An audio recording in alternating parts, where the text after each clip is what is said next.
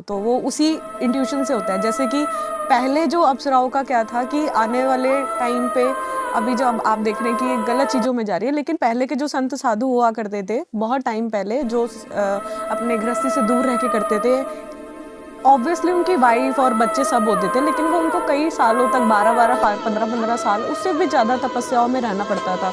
तो वो अपनी सेक्सुअल वो जो पूरा पोस्चर होता है उसको कवर करने के लिए, और वो चीज़ें उनके माइंड पे प्रेशर ना करे, उस चीज़ों को काम करने के लिए अप्सराओं को बुलाते थे, ठीक है। और वो उनकी पर्सनल एनर्जी को बैलेंस करने के लिए, एनर्जी, बॉडी की सेक्सुअल एनर्जी बैलेंस करने के लिए बुलाते थे।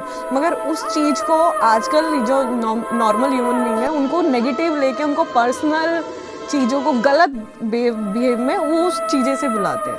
आप मेरे को ये चीज बताओ, साधक ज्यादा कामुक होता है या अप्सरा?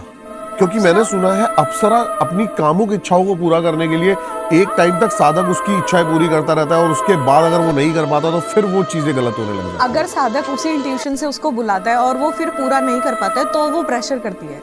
मान लीजिए आप तो 100 साल की जिंदगी है आपकी, नॉर्मल आप तो जिएंगे, मगर वो तो पहले से ही 1500 साल, पता नहीं कितनी पुरानी, अलग अलग, जितनी अच्छी अप्सरा है, जितनी सुंदर है। मान लो तिलोत्तमा की आप बात कर लो। ये क्या है तिलोत्तमा? मतलब कहा जाता है तिलोत्तमा?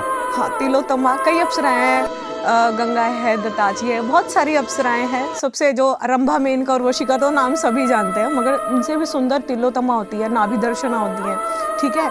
इनके आने के बाद आपको एक रिचुअल में इनको रखना पड़ता है, जो आप कुछ वचन भरवाती हैं ये आपसे ना, 4 से 5 वचन होते हैं। अगर आप उसको पूरी तरीके से नहीं उस पर उतर पाते हैं, उनकी बात नहीं सुनते हैं, या फिर आप किसी को गेस्ट को इनवाइट करके आप उस पर ध्यान नहीं दोगे, उसको नकारोगे, तो वो फिर आपको दूसरी तरीके से प्रेशर करती है। ओके। इससे ज्यादा वो मार सकती है इंसान को?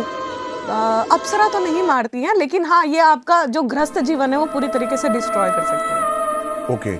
तो आप मेरे को बताइए, जैसे कि अगर किसी ने एक, बहुत सारे क्वेश्चन है मन में, तो जैसे कि हमने एक अप्सरा सिद्ध करी, वो एक फिजिकल फॉर्म में आएगी या फिर कैसे आएगी? 2 तरीके से फॉर्म होते हैं। एक तो आपकी इंट्यूशन पावर कैसी है और आपने कितनी मेहनत से उसको बुलाया है। 2 तरीके की साधना होती है, एक सूक्ष्म साधना होती है, एक स्थूल साधना होती है।